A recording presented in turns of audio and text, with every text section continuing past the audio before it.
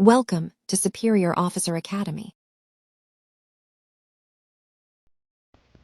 क्या आपने कभी एक मुल्क को देखा है जो एक वक्त में दो उल्टे रास्तों पर चल रहा हो? पाकिस्तान की करंट स्ट्रेटजी बिल्कुल वैसी ही लगती है, कंफ्यूज्ड, डायरेक्शनलेस और डेंजरस। अस्सलाम वालेकुम फ्रेंड्स, आज हम बात करने वाले हैं एक बहुत ही स्ट्रॉन्ग एडिटोरियल पर जो डॉन में 30 मई 2025 को पब्लिश हुआ है और इसका टाइटल है मडल्ड स्ट्रेटजी। ये आर्टिकल हाईलाइट करता है कि हमारी स्टेट पॉलिसीज़ में कंसिस्टेंसी की कमी किस तरह से इंटरनल गवर्नेंस और फॉरेन पॉलिसी दोनों को अफेक्ट करेंगे।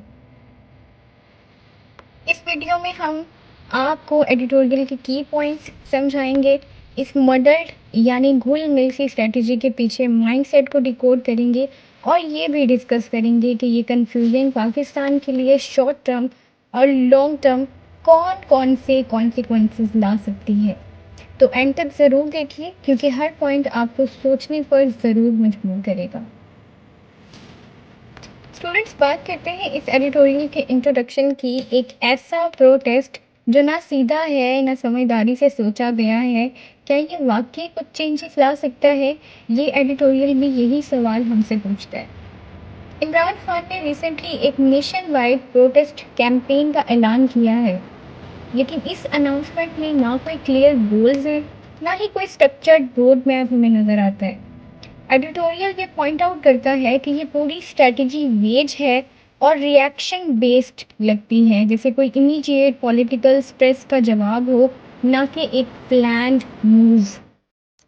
पंजाब जो हमेशा से पीटीआई का स्ट्रॉन्ग होल्ड रहा है, उसे इस प्रोटेस्ट में की रोल प्ले करना होगा, लेकिन जब डायरेक्शन ही अनक्लियर हो, मोबिलाइजेशन किस तरफ होगी। डॉन का कहना है कि ये स्टेप शायद किसी रियल चेंज के लिए नहीं बल्कि सिर्फ पॉलिटिकल प्रेशर मेंटेन करने के लिए उठाया गया है, ताकि पीटीआई रेलिवेंट रहे even without a real end game. Students, जब पार्टी के अंदर ही कंफ्यूजन है तो वो अपने गोल्स कैसे हासिल कर सकती है? पीटीआई अब अपने अंदर काफ़ी विजिबल डिवीजन और इनकन्सिस्टेंसी शो कर रही है। की लीडर्स जैसे गौहर अली खान, अलीमा खान और अली जफ़र एक दूसरे से कॉन्ट्राडिक्ट करते स्टेटमेंट्स दे रहे हैं, जो पार्टी के अंदर कन्फ्यूजन को मज़ीद बढ़ा रहे हैं। ये सब बताता है कि पीटीआई के रैंक्स में अब कोई यूनिफाइड डायरेक्शन नहीं है, जो किसी भी पॉलिटिकल मूवमेंट के लिए बहुत नेगेटिव साइन है। इस सब के दरमियान इमरान खान अभी भी कैद में हैं और उनके ऊपर कई लीगल चैलेंजेस चल रहे हैं, जो पार्टी के लिए एक बहुत बड़ा चैलेंज है। लीडरशिप की कमी और लीगल डिस्ट्रैक्शंस की वजह से पीटीआई की ऑर्गेनाइजेशनल स्ट्रेंथ कमज़ोर हो रही है, जो मूवमेंट को आगे ले जाने में रुकावट बन सकती है। स्टूडेंट्स, ये बहुत गौर करने की बात है कि जब आप अपनी मंजिल खुद नहीं जानते तो आपको रास्ता कैसे मिलेगा। पीटीआई ने अपने प्रोटेस्ट के गोल्स अभी तक क्लियरली डिफाइन नहीं किए। लोग कंफ्यूज हैं कि ये मूवमेंट असल में किस चीज़ के लिए है। क्या ये इलेक्टोरल रिफॉर्म्स के लिए है या इमरान खान की रिहाई के लिए है? ये सिर्फ पॉलिटिकल प्रेशर बनाए रखने के लिए है। पार्टी की अप्रोच ये भी दिखाती है हमें कि वो इस्टेब्लिशमेंट से बात करने के लिए रेडी है, मगर अपने सियासी राइवल से डायलॉग करने से कतरा रही है। इससे ये लगता है कि पीटीआई का फोकस ज़्यादा पावर रिस्टोर करने पर है, ना कि किसी जेन्युइन डेमोक्रेटिक रिफॉर्म पर। ये स्ट्रगल ज़्यादातर पर्सनैलिटी ड्रिवन लगती है, ना कि किसी इंस्टीट्यूशनल या आइडियोलॉजिकल मिशन पर। स्टूडेंट्स, पाकिस्तान की सियासत में एक पुरानी कहानी बार बार रिपीट हो रही है, मगर चेंजेस कहाँ हैं ये कहीं भी दिखाई नहीं दे रहे। हमारी पॉलिटिकल हिस्ट्री अक्सर अनइलेक्टेड पावर सेंटर्स जैसे मिलिट्री और जुडिशरी, इन दोनों के साथ डील्स से भरी हुई है। पॉलिटिकल पार्टीज अपने शॉर्ट टर्म फ़ायदे के लिए डेमोक्रेटिक प्रिंसिपल्स पर कॉम्प्रोमाइज़ कर लेती हैं।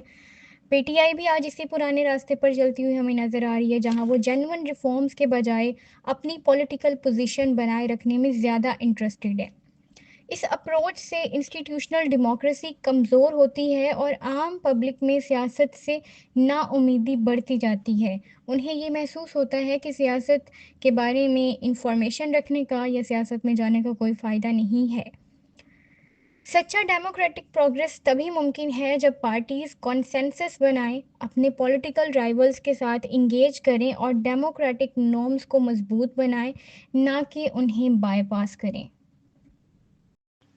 सो स्टूडेंट्स, अब हम ये अंडरस्टैंड करने की कोशिश करते हैं कि ये एडिटोरियल CSS PMS एस्पायरेंट के लिए किस तरह से इम्पॉर्टेंट है, आपके सिलेबस से कैसे रेलिवेंट है और आप इसको किस तरह से इंटरलिंक कर सकते हैं। पाकिस्तान अफेयर्स में पॉलिटिकल इंस्टेबिलिटी, डेमोक्रेटिक मेचोरिटी की कमी और सिविल मिलिट्री इम्बैलेंस को क्लियरली ये हाईलाइट करता है। ये एडिटोरियल हमें दिखाता है कि कैसे सियासी पार्टीज अब भी पावर सेंटर्स पर डिपेंडेंट हैं, ना कि स्ट्रॉन्ग डेमोक्रेटिक इंस्टीट्यूशंस पर। करंट अफेयर्स के लिए ये एक परफेक्ट एग्जांपल है कि अपोजिशन पॉलिटिक्स, प्रोटेस्ट कल्चर और इंटरनल पार्टी कॉन्फ्लिक्ट्स का जो नेशनल गवर्नेंस को सीधा अफेक्ट करता है।